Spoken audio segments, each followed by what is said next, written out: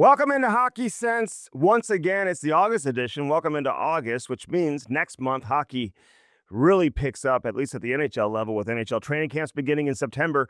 This month is when everything else begins, with youth hockey really getting going here in the U.S. and up in Canada as well. Welcome into the show. I'm Andy Strickland, as always brought to you by First Community, and it's great to have you with us as always as we go year-round here on Hockey Sense. Of course, for years we were on radio. Now we've taken it to the podcast platform full-time, and great to have First Community as our title sponsor here on the show. So many other great sponsors we'll get into later on in the program here today on this edition of Hockey Sense. Keith Fisher is going to join me. And listen, this is always an opportunity. Whenever you talk about Hockey Sense, when you get into the truly the dead days of the summer. I mean, late July, you get into August, not much going on, although the World Summer Showcase is going on right now up in Minnesota with the USA Hockey hosting the World Junior Summer Showcase. They do it every single year. NHL teams are all up there. Canada has 2 teams. USA has 2 teams.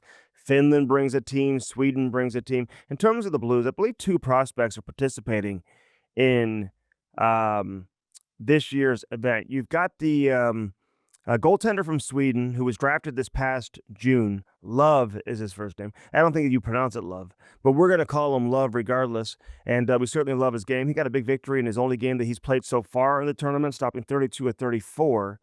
I believe, against one of the USA teams. You can double check me on that if you want. I've been reading so much stuff, it's just tough to keep up. I wish these games were on NHL Network. I feel like they used to be. And now they're not available to watch on NHL Network. It's kind of ridiculous. Justin Carbonneau, the Blues first rounder, is also participating for Canada. Has an assist, I think, so far in the first 2 games. We'll see if he can get going as the event wraps up over the course of the next few days. You've got the Hlinka Gretzky selection camp going on. St. Louis has 1 kid there, George Komodowski, big right shot defenseman, headed to Notre Dame, actually headed to Flint to play in the OHL this season.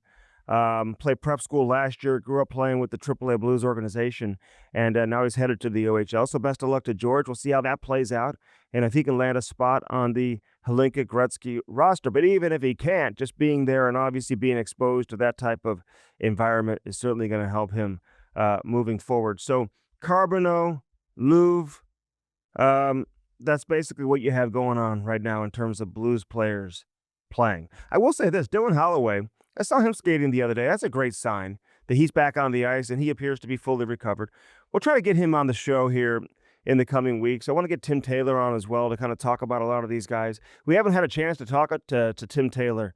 We tried to do it around the draft. We tried to do it around development camp, just couldn't make it work. So we'll get him on here in the next few weeks and, dive in a little bit deeper into prospect camp and at least give you an idea of what to look for as we head into main camp coming up in September. The schedule is out. We've talked about that. We're looking forward to all of that. But again, good news on the Dylan Holloway front, man. They need him healthy. I see a lot of people out there putting together the line combinations. Listen, I've never been a big fan of that. If you listen to the show or if you've listened to me over the years, I don't typically do line combinations in July and August. I mean, I guess it's fun to do, but things can always change. And this is one of those years, though, where I don't see much change. I mean, I would imagine they give, Braden Shen the opportunity to be a third-line center right off the bat, maybe a second-line center. Who knows how that's going to play out? With Pius Suter being here now. Do you call him Pius? Do you call him Pius? I still haven't asked anybody what the correct pronunciation is of his first name. I've always called him Pius. Others have called him Pius. We got another Suter on the team, which is all that matters. Just don't call him Sutter. That would drive me crazy when people would call Bruce Sutter on the Cardinals side Bruce Sutter. There's only one Sutter in St. Louis sports history. We know who that is. And Brian Sutter, although his brothers played here too. But the legendary Brian Sutter. And it's not Pius Sutter. It's Pius Suter. It wasn't Ryan Sutter. It was Ryan Suter. So it's good to have another Suter with us here on the St. Louis Blues. But, you look at the wingers, not much is going to change there. I think you'll see Snuggerud get an opportunity to play with Robert Thomas. You got a passer, you got a shooter. I like that combination. And then to start things off, Pavel Buchnevich, who can slide up and down your lineup, let's be honest. He'll get the crack at it, playing with Thomas to begin the season, most likely. Although things can change. We're going to get Jim Montgomery on here in the next few weeks, too. and start kicking around some of that stuff with him. We'll do that on the Chemistry podcast. So we'll see what Monty has to say about who he wants to play with who. But I would imagine Holloway and Kyrie were going to stay together. Why wouldn't they? They had great chemistry last season. So that's where you get into, Suter versus Shen. Shen being your captain, I would imagine maybe he'll get the first opportunity. But this is going to change constantly throughout the entire season. But again, now with Suter coming on board, and then you get, to the Jake Neighbors of the world, and, maybe the Texiers, maybe the Josephs. You just don't know how that's going to play out. Nick Bukestad, obviously, being on your fourth line. Oscar Sundquist is going to play. I don't see him being a healthy scratch when the season begins. And he can play wing or he can play center. So they'll find a spot for him, at least in the early going. He brings some value, obviously, with his ability to kill penalties and even being a net front guy on the power play. I just think the coaching staff trusts Sonny, and he'll find a way into the lineup. And then you got Nathan Walker and Toropchenko, obviously, filling out that fourth line, with most likely being Nick Bukestad as your center. Although Sundquist could end up being your fourth line center. You just don't know how it's going to play out. That's why, there you go. That's why I don't typically get into line combinations in July and August. I just think they're kind of pointless because they do change so often, but they are fun to talk about. And that's why we're doing it here. And I think that's why other people are doing it as well. Fowler, Parayko shouldn't change. I'm going to have Falk as your, as a top four right shot defenseman. That's not going to change. I know Logan Mailloux, who joined us a few weeks ago here on this podcast, is coming into the fold, but he's not going to leap over Justin Falk to begin the season. So I think if you can have Mailloux and Tucker as your bottom pair, I think you're in a good spot. Mailloux plays with way more physicality than people realize too, in addition to his skating ability and his passing ability and his awareness. I think he's going to only get better defensively, under the guidance of a guy like Mikey Weber and certainly under Monty as well. And they've got other people in the organization too. Al McInnes being one of them. Just having conversations. Al may not get on the ice, but he's traveling with the team. He's around the team a lot. And so Broberg and Falk, I think, would be your second pair. So I like the Blues defense. I like the Blues goaltending, obviously, as well. Now, I'm going to throw this out there. I just feel like this is going to be a year for the Blues to really make some noise. I just have that feeling. The last couple of years, it was, hey, if they can find a way to play meaningful games down the stretch into the month of April and really challenge for a wild card spot, I think people would look at that as a success if they could find their way to be in the mix down the stretch. And I think now that mindset has certainly changed after making the playoffs last season, taking the number one team in the division to a seventh game in double overtime. I just feel like this year, I know the Blues aren't going to sneak up on anybody. People realize they're good, but just by even talking about the personnel on the team and what these line combinations could look like, this is a team that is certainly capable of getting to the second round and competing, really, truly competing for a top three spot in the division. I think they can get there. Colorado's going to be an interesting team. They've got the two-headed monster up top, but what is the rest of their team going to look like? How competitive is Colorado going to be? I think with just Makar and McKinnon, you automatically make the playoffs. They're not going to make the playoffs. But are they going to slide down to a wild card spot? Are they going to secure a top three spot? Is Winnipeg going to be able to return to where they were last year? They lost Ehlers. They're not going to have Lowry to begin the season. They're going to be trying to work in Jonathan Toews. Are they going to be able to be the same team and maintain that level of play that they showed in the regular season last year? I think most people would probably say yes, and they would probably, say yes about the Dallas Stars as well. Utah's going to get better. There's going to be a lot of teams that are going to get better. Minnesota, we'll see where they're at. But I feel like St. Louis is certainly accelerating. They're only on the incline, but it's going to be a different animal in terms of um, having expectations, playing with expectations versus, you know, not having those heavy expectations weighing over your head as you enter the season. So we'll see how it plays out with uh with the Blues this season, but I'm looking forward to it. We'll get heavy into Blues as we continue in to the month of August and obviously on into September with training camp beginning and all of that. So bear with me, stay with me with a lot of that type of stuff that we have coming up here on Hockey Sense, brought to you by First Community. Keith Fisher, I've been wanting to get Keith on. If you remember, we talked about him as a strong candidate to get the Lindenwood job. He's been at Penn State forever. Penn State just landed Gavin McKenna. They got all these things happening. Michigan State's landing a ton of blue chippers as well. I mean, these teams have unbelievable facilities. It's a different ball game. Keith Fisher being at Penn State all those years, not coming to Lindenwood, it's not the exact same situation. But I think by having these type of people coming into the organization or the program, I think can help move the needle a little bit. And not to suggest that anybody at Lindenwood is blocking progress or the program from taking that next step. But I think when you bring people on who have credibility, who didn't have to come, he wanted a head coaching opportunity, but he wants to lead his program. I get it, but he wants to do it the right way. But he also understands what it takes to recruit quality players and to win. And in order to do that, it's not just your schematic, um,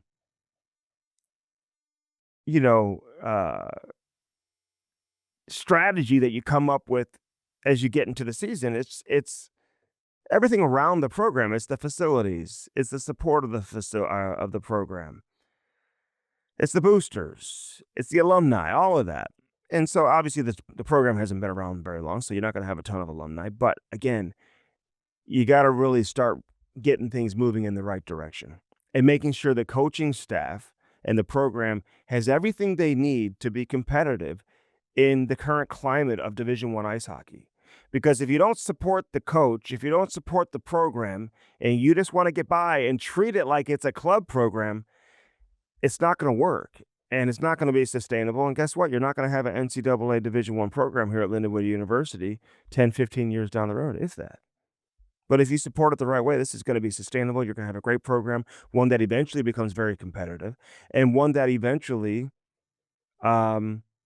is a priority for a lot of local kids in terms of where they want to play their college hockey. Those who are good enough to move on and play at the D1 level, where Lindenwood for local kids truly becomes an option, where they want to play here, where kids grow up, going to games and dreaming about putting that sweater on and playing for Lindenwood University.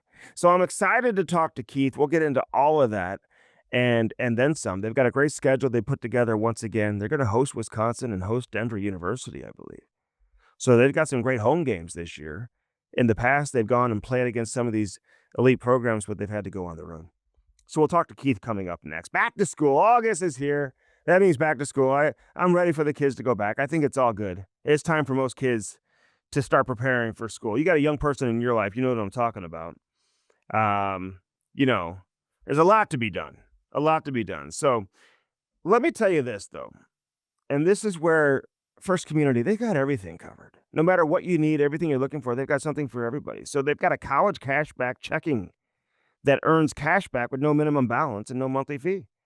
So the account comes with free mobile banking, a free debit card, and if you have your own account at First Community, they can even set you up with cross-account online access so you can help them with their banking even if they're not at home. So the college cashback checking that earns cash back with no minimum balance. You set up your kid with their own checking account. Check out First Community. They'll tell you all about that. Blue Note Roofing, baby. We got the sign in here. David Novak gave us a sign, so we put that up here in studio. We love it. 314-920-5713. You can't ever miss the phone number. Give them a call today. Gutters, siding, soffit, fascia, roofing, whatever it is. They got you taken care of. He's got free estimates. He's got all the insurance claims and the specialists that you need. Hail, wind, any type of damage you get from storms, Give David Novak a call today.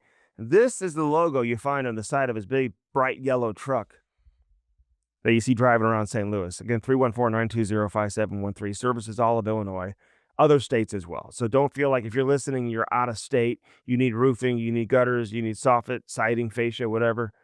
And say, well, he's in St. Louis. No, he may come to you. Give him a call. And you guys can work out the logistics with that. 314-920-5713. Dirt Cheap Fun, your one-stop party shop. We love our friends over at Dirt Cheap. Nobody does it better than the Wallace family, taking our St. Louis lifestyle to the next level, one dirt cheap at a time. And don't sleep on the party supplies and the party goods. I just mentioned the back-to-school checking account. Are you having back-to-school parties, the going-away parties? Are you still doing graduation parties, birthday parties, whatever it is that you have going on this summer, barbecues, all that type of stuff? There's only a few more weeks left before the kids go back to school, like we said. Do all your shopping and everything you need over at Dirt Cheap. They've got the best selection of beer, wine, and booze. They've got that incredible walk-in beer cooler, but don't sleep on the party supplies and everything you need there too. Paper goods, all of that. Lottery tickets, cigars, they got everything over there at Dirt Cheap Fun, your one-stop party shop, baby. What an unbelievable job they do. Lordo's Diamonds. We love our friends over there at Lordo's.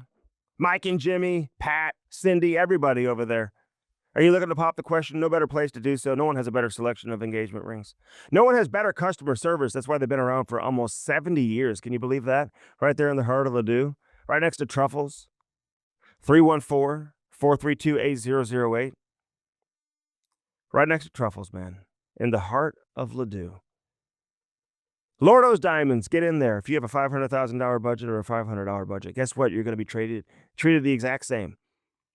Everyone's going to be treated the exact same with the utmost courtesy, respect, all of that you would come to expect from quality people like Mike and Jimmy Lordo. So check out lordosdiamonds.com. All right, Hockey Sense about to get underway. Keith Fisher, Lindenwood University, joins us next here on Hockey Sense, brought to you by First Community. I'll turn my phone off as well. Keith Fisher coming up next. Don't go anywhere. Great to see you, Keith. Thanks for doing this.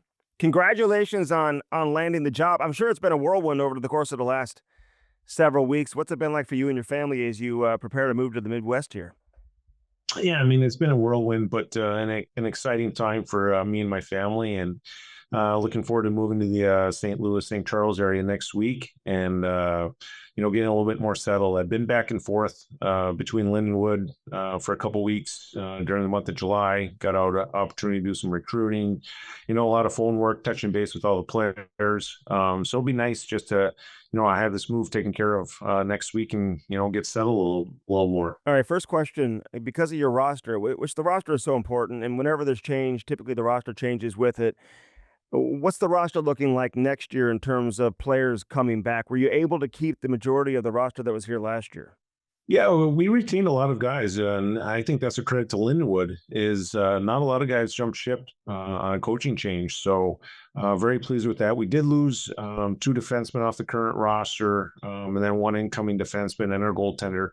We were able to replace those guys, so I feel very confident about our decor. Replace them with some guys I'm a little bit more familiar with, which is good. But yeah, as far as what the roster composition is, I don't know a ton about it. And I had a team meeting with the guys last week, and basically told them, I go, I'm not going to do a ton of video work on you guys.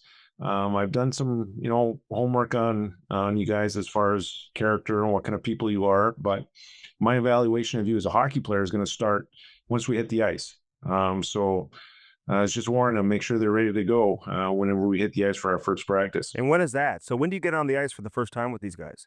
We can officially start practice the day that school starts, and I think that's August 20th, if I'm not mistaken, somewhere around there, August 22nd, whatever that Monday is. And I told the guys we probably won't do much that first week. I know everybody gets to school and they want to get going right away. And I told them we have to be ready for Wisconsin October 3rd, and there's about 5 weeks in there, 6 weeks in there.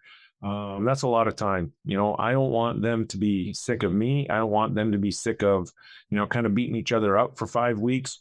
We need to be peaking for Wisconsin. So we're just going to kind of grow into that time, but I don't want to get going too early where we get sick of practicing, they're sick of me, and they're sick of, beating up each other. And, hopefully we can plan it right where we're peaking for Wisconsin there on October 4th. It's a long time. I mean, to wait till the beginning of October to play when you start practicing, like you said, in late August. So what do you do during that time? I mean, are you able to schedule any exhibition games? I mean, it's a lot of practice time. And is that late for college hockey to get going, or is that pretty much what it is across the board? I mean, that is the early start date we can go. So what we have, the first couple weeks, we're on our 8 hour window. So we have 8 hours to do meetings, workouts, and practices. So your practices will be shorter, will be very specific, but again, we can't go super hard during that time, and we don't want to wear guys out before that first game. So you kind of want to build up until that first game, and there'll be very specific practices, very themed practices going on. Just again, implementing how I want to play, our systems, and coming together as a team. We're going to keep things light. We're going to do things fun, because we need guys to be engaged for those 5 weeks. All right, so we were just talking. So you played your college hockey at St. Cloud State, and I know you coached in the USHL. You've been at Princeton. You've been at Penn State forever. Why is now the right time? And like, why Lindenwood? How important was it for you to get an opportunity to be a head coach, lead your own program? But what was it about Lindenwood that really wanted to make you leave a program like Penn State that's going as well as it is right now? Yeah, I mean, you know what?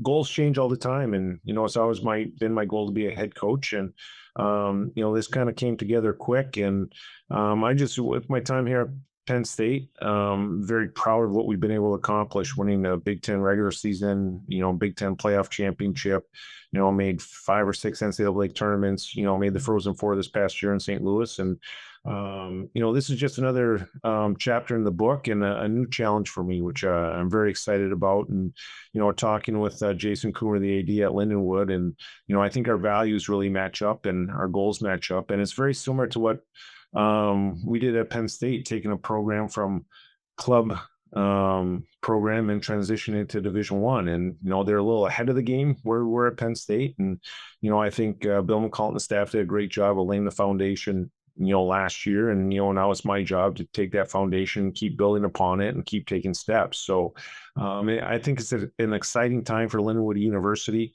I know today on campus they're having a barbecue to congratulate everybody there on transitioning the whole school to Division 1. So I think they got a lot of stuff going for them. St. Louis is a hockey town. I think it could be big. I think the rink is great. I think the school is great. I think the city's great. I think we have great support there. So I think this is just the infancy of the program, at Lindenwood, and to be able to get there at this time is really exciting for me. How much support did you have from Penn State? The people you work around, the coaching staff, I mean, you know these guys so well. Were they pushing you to, hey, take this chance, take this opportunity? Yeah, you know what? It's something I've always had my eye on, for the last couple of years, and unfortunately, didn't get an opportunity at some schools, but people were very, very supportive, and there's only 64 Division 1 head coaching jobs out there, and so they're not easy to get. So that's where I just felt like this is the right time and the right place for me. Penn State, I mean, it's not like they have been on top of the hockey world forever. I mean, they're certainly ascending, in the right direction, getting some big name recruits and whatnot. But what do you want to bring to Lindenwood? Do you feel like Lindenwood can get to that level, get to the level that we're seeing Penn State be in right now, or is there a distinct advantage that a Penn State would have? I mean, you look at the arena they have there; they're in the Big Ten conference. I mean, when you're in a conference like that, does that give you a jump start on the rest of the competition? Well, it does give you name recognition right away, because right away coming into the building, on your schedule every year, you have Michigan coming in, Minnesota and Wisconsin, and then Notre Dame joins the conference. So scheduling is a little easier, and those teams bring some brand name recognition with them too, and kind of natural rivalries from other sports that Penn State competes in. So from that standpoint, it's a different animal as far as jumping into the Big Ten. Pagula Ice Arena is a beautiful arena, one of the best in college hockey, and You're just at a different school here. But that's the fun part about taking this challenge at Lindenwood is what we want to join the right league at the right time, but we want to do things right. And there's an avenue to doing things, staying independent, and still making the NCAA tournament. I know Arizona State has done that. They were very successful as an independent. And it's something I've talked to their staff about, how they did it and their kind of vision on were they able to sustain that. And now they ended up in the SCHC conference, but there's a lot of different methods to the madness here. But again, with the support that we've had from Lindenwood and Jason Coomer from day one has been awesome. And I just want to keep growing this bigger and bigger and bigger. What about recruiting? I mean, you recruit a certain type of player at certain universities where you have an expectation. Um, I mean, Boston University. Let's be honest, they're looking for a certain type of player. Does your recruiting, which you have so much experience doing, and that was a big part of your job responsibility, I would imagine, at Penn State, does that change? Are you looking for the same quality of player to bring to Lindenwood that you would bring to Penn State? Well, I don't know if we're going to get the same caliber player that we would get at a Penn State or another Big Ten school, but that's okay. There's a lot of different ways that you can build a hockey team and a hockey program, and it's not just all getting all older kids. And you got to get the right guys with the right fit. And I feel I'm very comfortable recruiting and just having different connections throughout the hockey world. I feel that we're going to get the right players in here for this program to take the next steps. But you look at Western Michigan; they won a national championship this year. They didn't have all the first round draft picks, and if you look at all the NCAA championships for champions for the last 10 years, I don't think only one of them has had a first round draft pick. So getting the top end talent doesn't automatically make you a great team. Um, it's bringing the right guys together at the right time. And that's what's really exciting about this opportunity is, getting guys on the same page and pulling for each other and keeping things simple. Like that's what really excites me about, this challenge and taking Lindenwood to the next step. Yeah, you can get a first round pick, a kid who's highly drafted. He may only be there for a year though. You know what I mean? So it's like it's tough to build with those type of players. I'm curious how you see the college hockey landscape changing with what we're seeing right now with the CHL and the USHL and just junior hockey in general. You've spent your life recruiting players at that level, junior players and whatever, or even obviously younger than that. But what's going to change? What are we going to see the biggest impact be from CHL players now, being eligible to play NCAA hockey? Well, right now, I think it's kind of chaos out there in the hockey landscape. Like kids don't know where to go, which is unfortunate. And, do I leave the USHL to go to the CHL, whether that's WHL or OHL or QMJHL, whatever? There's a lot of misinformation out there. Everybody thinks the grass is greener on the other side and they got to go chase this, got to go chase that. I tell you what, I've coached in the USHL. I've coached a lot of NHLers in the USHL. I've recruited a lot of NHLers from the USHL. That league's still really good. It's still going to be really good. But it's just going to be a lot of chaos here for the next couple of years until Hockey Canada and USA Hockey come, to a, hopefully a transfer agreement. And, but at the end of the day, the teams in CHL want to win and the teams in USHL want to win. And, but the good thing is I think hockey in general is in such a great spot, in the United States. I think the talent level, across every age group is going up and up every year. And you just look at the kids coming out of Florida and St. Louis, and you used to have the M's, the Minnesota, Michigan, Massachusetts, where the players are coming from. Now they're coming from all over, and you look at the Chicago area, the St. Louis area, but now you stretch out to California and Florida, and there's players from all over. So I think USA Hockey's done a tremendous job of going into non-traditional areas and developing kids and doing a great job of it. So I think, and that's the nice thing. A lot of those kids have grown up with college hockey. And, I think for the next 2-3 years, there's going to be a lot of chaos and kids leaving programs, and then kids get cut and they can't come back. And there's a lot of misinformation out there right now. So it'll take a couple years to settle down, but I think for college hockey, at the end of the day, it's going to be really, really good because I think the talent level is really, really going to rise in college hockey. Keith, how do you look at what's the right time or the right age for a kid to walk into college hockey? Because now I think, you may see kids come in at 19, 20. I think we've always kind of seen that and see kids play at 24, 25. Like, how do you view that? How do you know if an 18-year-old kid, 19-year-old kid is truly ready for it versus maybe now having the option to go play another year or junior or whatever before, arriving on campus? That's a great question. And kids and parents always get into comparing each other. While this kid's going into school, I should be going into school. But each situation is different. You need to go to school when you're ready to go in and compete for a spot. And especially with roster limits coming into a lot of schools now, um, we can't redshirt guys. We can't like gradually, work guys in the lineup. That's not how it works. And, there is still scholarship limits. I know there isn't, I know the NCAA, opened up that most teams can have 26 scholarships if they want. I don't know if many schools are going to go up to that level just for financial reasons. So, you know what, you look at some kids like, wow, this kid got this opportunity. That's not fair. I'm a better player. Well, he might be, but maybe he's a full pay. Maybe he has better grades than you. So there's a lot of different reasons, but at the end of the day, you should go to college hockey when you're ready. Um, and I always said it this way: is like, do you like play? I ask a kid, do you like playing hockey? Yeah. Um, okay, what's the worst thing? I'm going to extend your hockey career by 6 months. Okay. Now you play another year of junior hockey. Now you might have an opportunity to go to sign a professional contract that you didn't before. Usually you never hear a kid say, man, I played juniors way too long. But you do hear kids saying, oh, I should have played another year junior. But you never hear a kid saying, oh, I played too long. That hurt my career. So, I just think the most important thing is before you take that next step, and it's not even going into college hockey, it's before, kids are U14, then they want to jump to U16 right away and, go from U16 to junior right away. Take your time, enjoy hockey. I think that's the most important thing. And what gets lost is, enjoy what you're doing. And, I look at a kid, I could tell you a million stories, but one I know very well is Jake Genzel. You know, Mike Genzel's a family friend of mine for years, and Jake had an opportunity his ninth grade year to go up to varsity.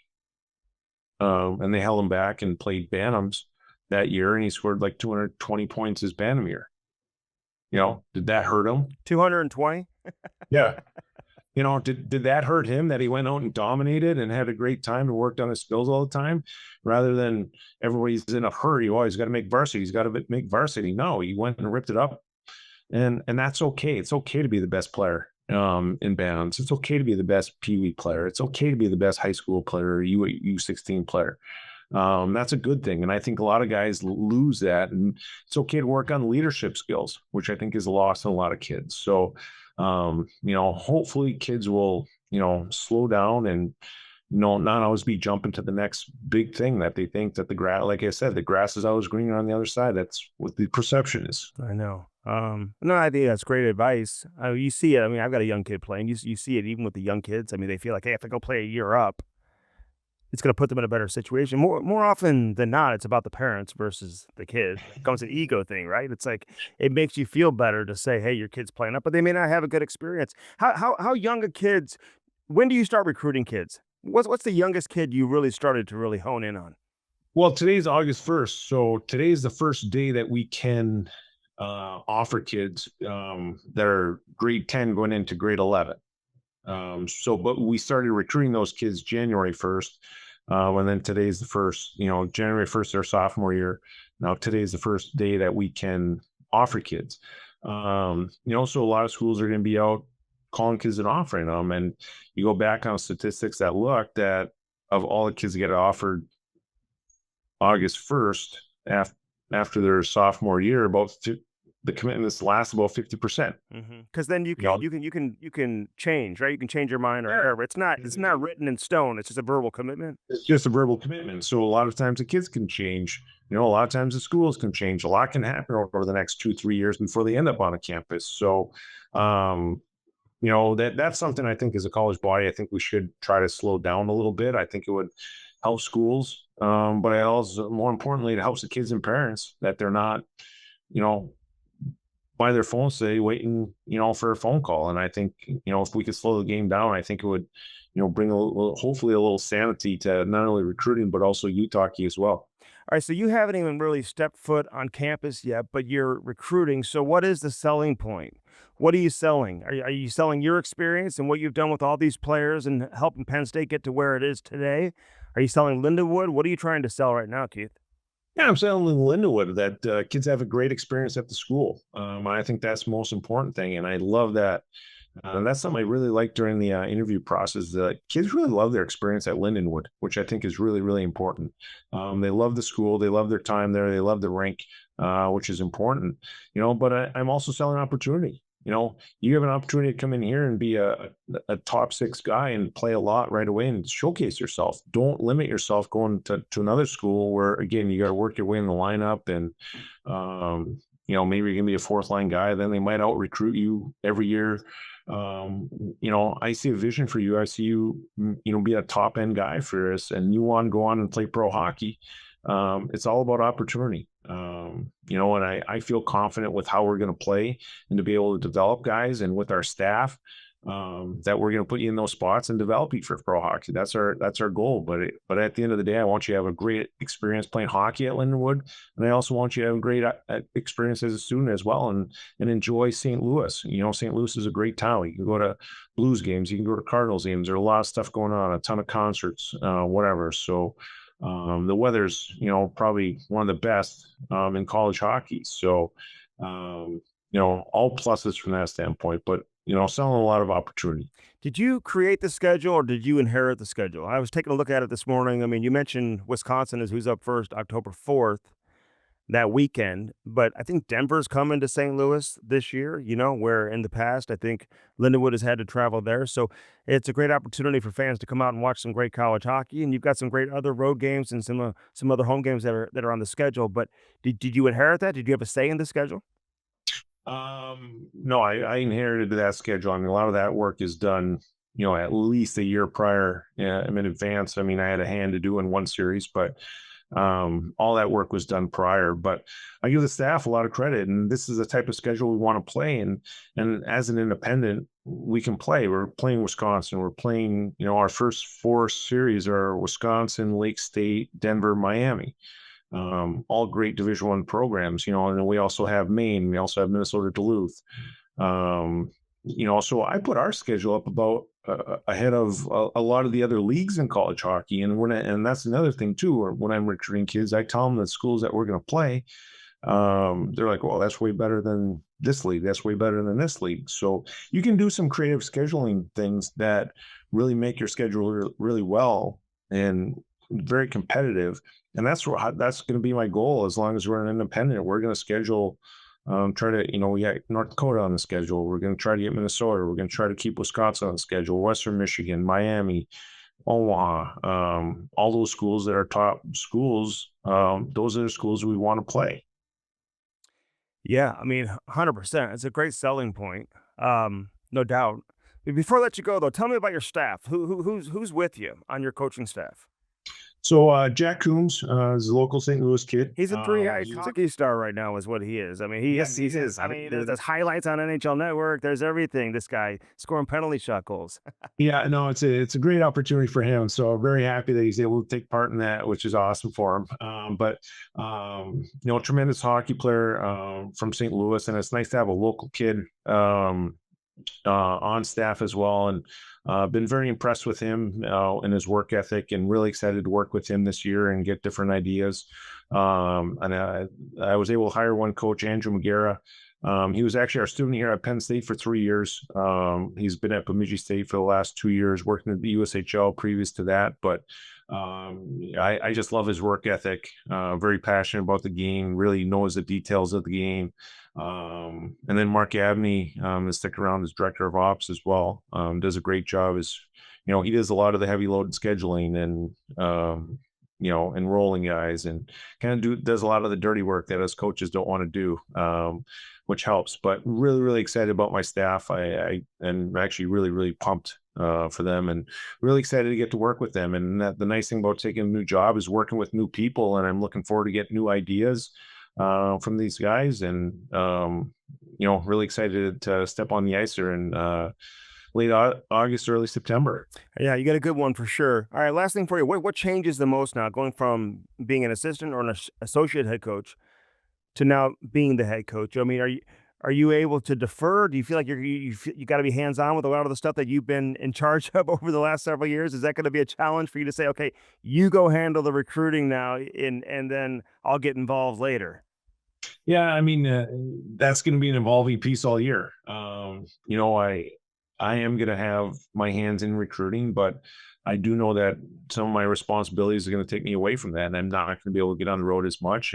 But it's something that I know is so important to our program that I am going to be very involved with it. And but we had a staff meeting this week, and we talked about different responsibilities, and I'm probably going to be a little overbearing on these guys right away, and just getting ideas from them and how they want to do things, how they want to approach things. But a big part on the ice early on is, it'll probably be a lot of me, just of how I want to play and how I want our team to play. And but again, I want to take some ideas from them. They're going to have some good ideas on how to play, how to practice, things like that. But knowing I have other responsibilities as well, the good thing is I trust Jack and Andrew and Mark to do their thing. And whether I have I got to speak at the Rotary Club in a couple of weeks, and I have different meetings on campus, and just know there's a little bit more responsibility that way in fundraising. And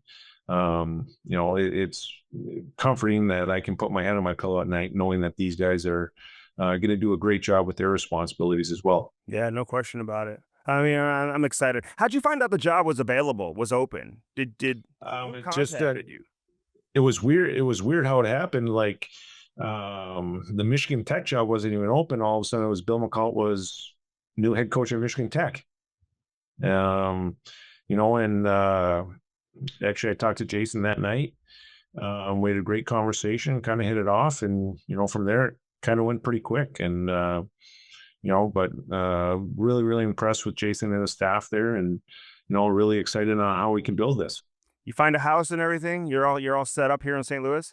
Yeah, well, we're not set up. So we just closed on our house yesterday. So that's where we got the moving company here in State College.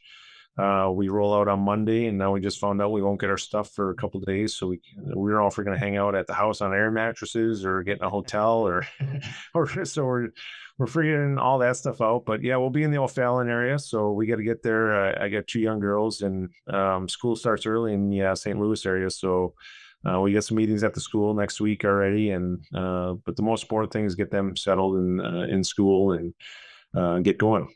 All right, yeah, it's got to be an exciting time for your kids and the family, and certainly for you, and it is for hockey fans here as well. So we got to get you down to a Blues game as well, and showcase you down there, as with everything you've got going on. And we'll be paying attention and getting to some games, and certainly doing our job to support the program. So I know you do a great job, Keith. I mean, this is exciting for St. Louis hockey. So thanks for doing this. All the best with the move, and we'll see you here in St. Louis. Awesome. Thanks for having me on, Andy. Okay, you got it, Keith. Take care. Bye. All right, we just had Keith Fisher on, who's now taking over Lindenwood University, who spent the last several years at Penn State, pumping up that whole program, everything with Pagula Arena, everything going on there. And now we go to Jamal Mayers, who's in Pagula Arena. Wait a second, new coach in Lindenwood? Yeah, you didn't know that? What happened? You didn't know your boy Bill Muckalt went to Michigan Tech? He's head coach there? Yeah. So Bill Muckalt goes to Michigan Tech. Keith Fisher, who, I mean, he's been around for a long time. I mean, this guy has a great track record, won championships in the USHL coaching in Omaha. And then he went to Princeton, and then he's been at Penn State University since the very beginning as associate head coach. And obviously helped that program get to their first Frozen Four this past year that played in St. Louis. And now he's taking over Lindenwood. How about that? I didn't even know Bill McCall left. My God, this was like months ago. Come on, Jammer. I'm late to the You're busy. to the party. What hat are you wearing today? What hat do you have going on there? Oh, this is uninterrupted. Ooh. It's what's it called? The podcast there for LeBron. Yeah. Yeah. Are you a listener? Not really. I like the colors. Pretty simple. It's a good color. It's a good color. Good fitting hat. What's going on in The Blues new colors. I know they are. I like it.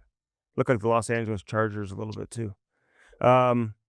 State College, Pennsylvania. You like that college town or what? It's pretty cool. Yeah. The pretty good setup here. It's an unbelievable facility that Pagula's built, and that's where we are for the weekend for a camp, blue and white camp here at Penn State.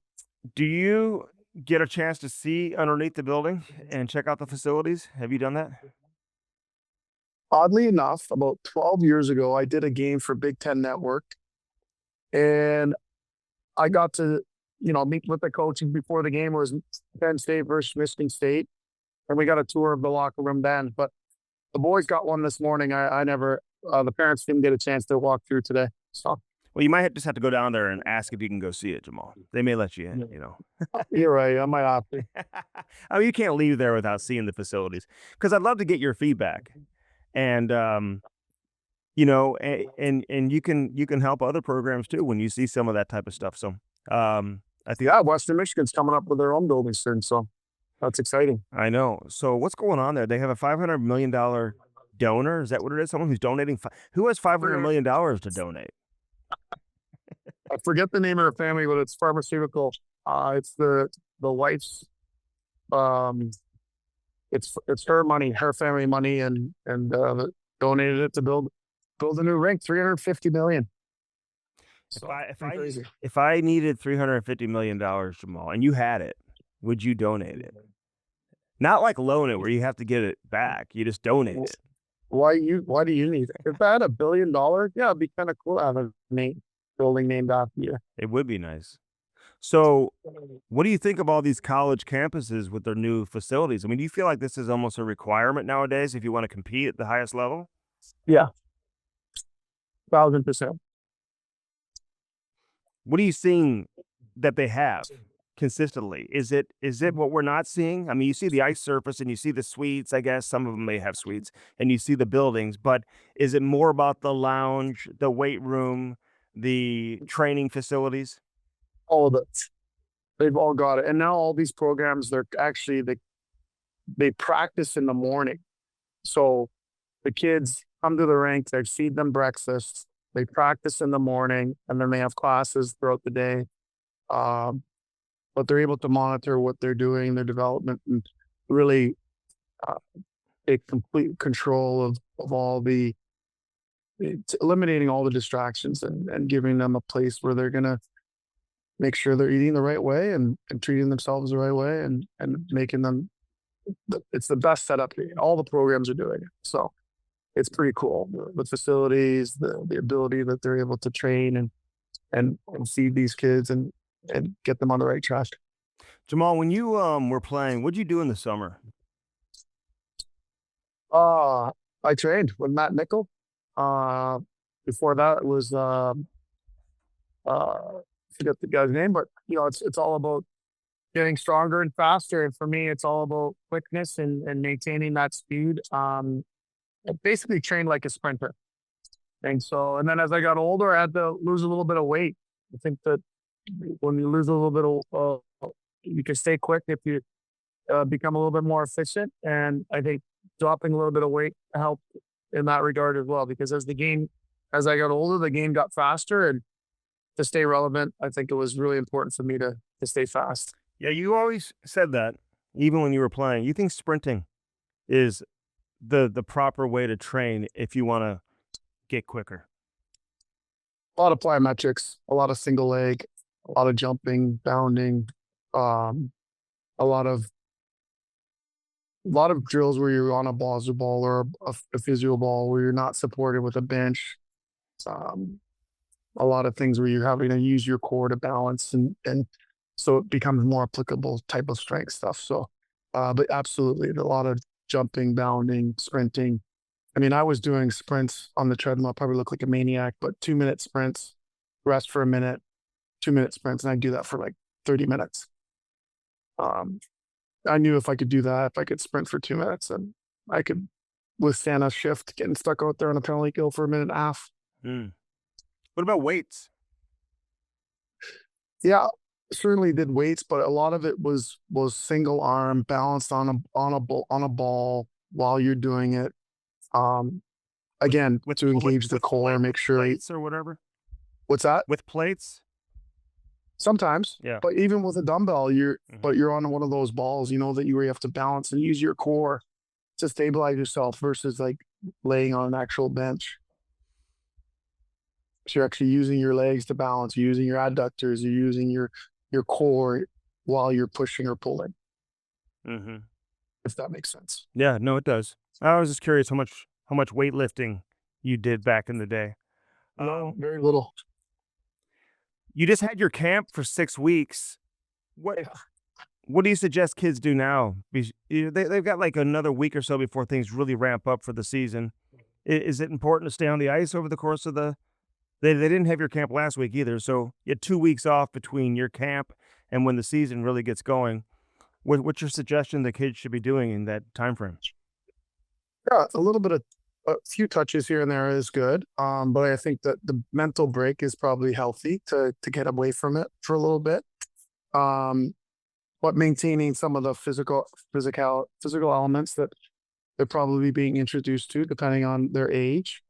For crew who's 12 turning 13, yeah, working with a guy like Crash a few times a week, 3 times a week, in fact, for me is a really good starting point to get them the right life skills when it comes to fitness that they'll have forever. So that for me is a good big part of it, and knowing your kid, knowing if they need a break or if they don't need a break, and listening to what they're telling you with their energy level and what they're actually telling you based off from what you're seeing and how they're going about it. So they drive the bus, right? Like the kids drive the bus. It can't be us pushing them, can't be us telling them what to do. But if they have the appetite for it, and I don't think there's anything wrong with having them doing a lot of stuff. So we'll see. All right, so 3 days. See if I'm right. Yeah, 3 days a week. How long has he been doing that? This is the first summer. Okay, and all right, so 3 days a week. So this is the first time. And so Yes. like when do kids typically start lifting weights and pushing a little bit of weight around? I think Crash has them using dumbbells now, like 12, 15, 20 pounds. I think 12, 13, they did 8th grade. Did your girls go there too to Crash or no? Yeah, they did. And then they did Johnny, and they both do different types of things. So I think a balance of both is really good. Johnny's more known for like his explosiveness and sprints and flyos and sprinting and, you know, becoming explosive and fast. So it's a good balance. Yeah, we've been doing Johnny this summer, who's fantastic. And Crash obviously has been great for a long time. There's a lot of options here in St. Louis. A lot of guys who are doing a really good job. You know, Lavecchio's another one. There's just a lot of good, Yep. trainers that are spread out throughout St. Louis. How do you think Johnny Taves is going to do after being off the ice as long as he has been? I think he's going to be awesome. I think it's going to take him a couple months to get acclimated. I wouldn't judge his October, November. I'd like to see how he is in December and on. So from December to the end of the year, I think he's just going to get better and better. I think it's going to be important that he doesn't take up too much ice too. So I think if they keep his ice time between 15 and 18 minutes, you're going to get more out of him. And what's the biggest challenge going to be? I mean, after being away for as long as he has been. Getting up to pace, and getting up the pace as quickly as possible is going to be the immediate challenge, and then maintaining that is going to be the next big part of the challenge. You think hockey starts too early? I mean, it's just we just had Keith Fisher on. You know, they get going with practice now. They can't play their first game till first week of October.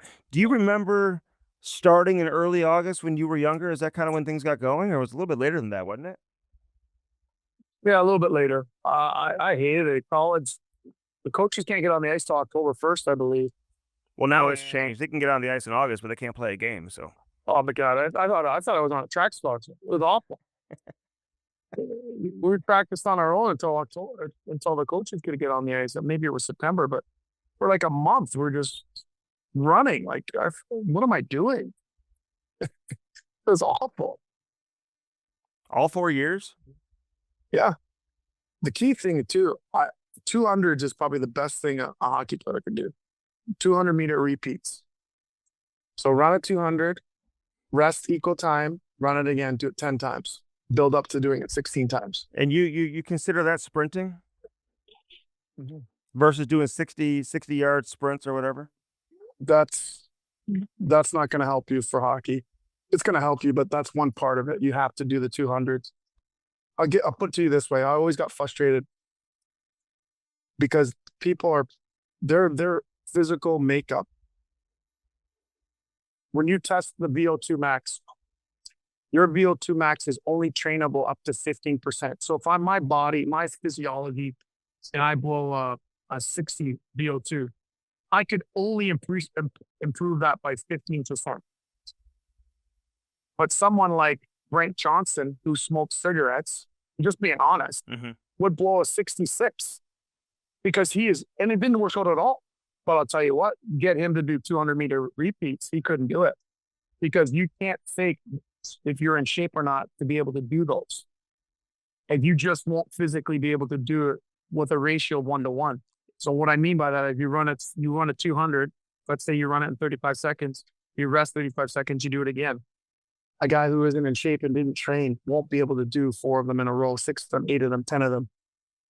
That to me is the real measure of fitness. Can you do sprinting repeats and consistently hit that number? So that gives you a true indicator as to what kind of shape somebody's in. Absolutely. 100%. Explain what the 60 would mean. How do you show a 60 VO2 versus somebody who shows higher and lower?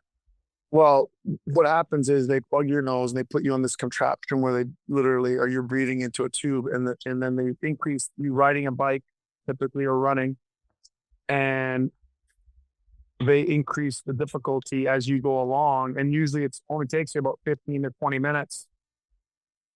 And the machine measures the amount of oxygen you're using. Okay. And the higher your own capacity, for example, like a Tour de France guy will blow like a 7 in the 70s. Whereas a hockey player, to be a proficient hockey player, like a guy like Fonz who could play the whole game, I bet you he'd probably be a high 60.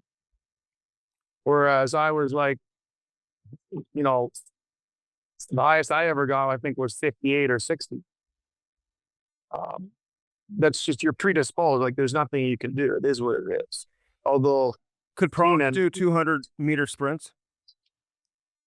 I bet you he could. Yeah, it's a good question. I bet you he could, because that's telling me, based on what you said, that's telling me all I need to know. If you're in shape? Yeah, it really is. I mean, I did it with my girls when they were training, and during COVID, we did it, and over the course of 3 months, they got so much better at it, and they felt so much better. And it was they couldn't do 8 of them, and then by the end of it, we were doing 12. So how many would you start with? At 6. 6. So how long you rest for the same amount of time that it takes to run it? Correct. So you're basically doing 6 nonstop, back to back to back to back to back to back. You do 6, you do 1, you rest at equal time, and then you do it again. That makes sense? Yeah. I mean, how long does it take you to run 200 meters? I mean, 15 seconds? I think 35 seconds. Oh, okay. 35 seconds. So you're only resting for 30 seconds. Wow. It's a tough workout. I'm going to try it today.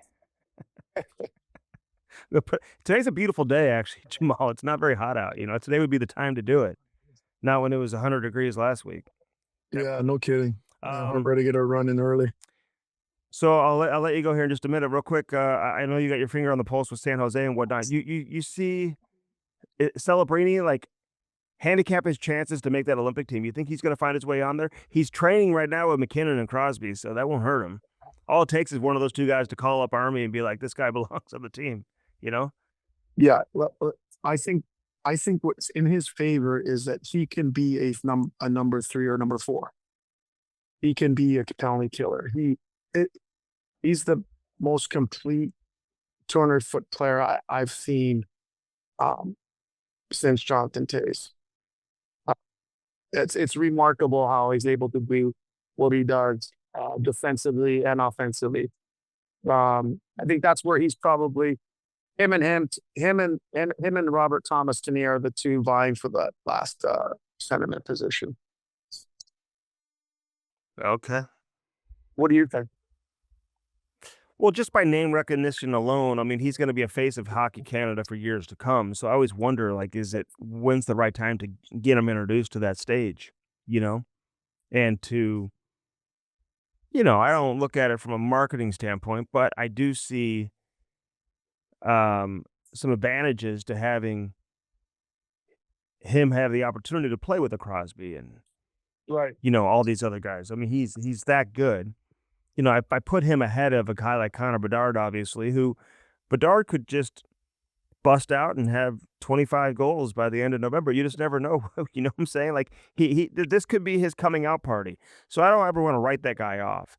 I'd hate to say it comes down to Robert Thomas or Celebrini. I think Thomas, has more body of work. Obviously, he's playing in front of Doug Armstrong on a daily basis. Other people are going to have a say too, but Doug's going to have the final say. That would work in his favor, and he can kill penalties. And certainly contribute on the power play if you needed him to, and he's a guy who I think when you look 4 years down the road, who I think would be considered a guy that would be penciled in to make Hockey Canada's Olympic team. So I hope it doesn't come down to those two. I would love to see them find a way to fit in both of them. Yeah, I agree with you, but the reality is, Can somebody play the wing? Can somebody play the wing? I think they both could. Okay, and they may have to, right? So I mean, it's just. Yeah. I think you're right about that. So, okay. Thanks for joining us, man. All the best to crew out there at Penn State. How long do they go for? Is today the last day or tomorrow? Oh, tomorrow's the last day. So, okay. Has it been a good experience and everything? Yeah, really good. Great culture, great facility, great environment, good competition. It's a lot of positive. Does he stay in the dorm or do they stay with you? Unfortunately not. He's at the hotel. We're at the Graduate. So it's I highly recommend those hotels if you're, and I don't get paid for this and we don't give me a deal, but they're pretty cool. Yeah. Okay. Thanks for camp, by the way. 6 weeks. That went by pretty fast, It did. I thought it was great. Next year we'll only do it 4 weeks, but Ty had a great summer. Hopefully he enjoyed it. And heck of a player. Great release. Great shot. Fun, very competitive, fun to be around. So I'm excited to see where he goes with it. Yeah. I think all the boys had a great experience with it and had a lot of fun. And it's good to keep them all together too. A lot of those kids are going to be on the same team. I think there was like 7 or 8 of them that are on the same team that were at the camp. So it's good to kind of create that camaraderie on the ice and off the ice too. So yeah, I'm interested to see what you say, like if those kids that did the camp, where they are relative to the rest of the group, the kids that didn't do it. I'm really interested to see in November if you notice the kids get a heck better start. Yeah, to things. Don't be a stranger. You ever want to come out and skate with the boys? Let's go. Let's do it. All right, man. All the best. Okay. Do you drive up there or you fly? We flew to Pittsburgh and drove 3 hours. Okay. Tell us about Dobbs Tires and Auto Centers, though, before you go. Well, they're unbelievable. You think about all the different places they have, all the family-owned, all around town. Anytime you have a car issue, and it's not just your tires, they do an unbelievable job on everything they do and can service your car, get it in, up, out, fixed. You know what it is. Go to Dobbs.com for more, but fantastic family-owned business that does things the right way and great people. Doesn't matter what location you go to. They treat you like family, and they make sure they take care of you right away. And gotta love them. Check it out. Okay, we're gonna have you back in the studio next week. Are you around next week? Yeah, let's do it. Okay, we'll see you then. Have a great trip back. All the best to crew. We'll talk soon. All right, buddy. Take care. See you, Jammer. That's Jamal Mayers joining us here on Hockey Sense.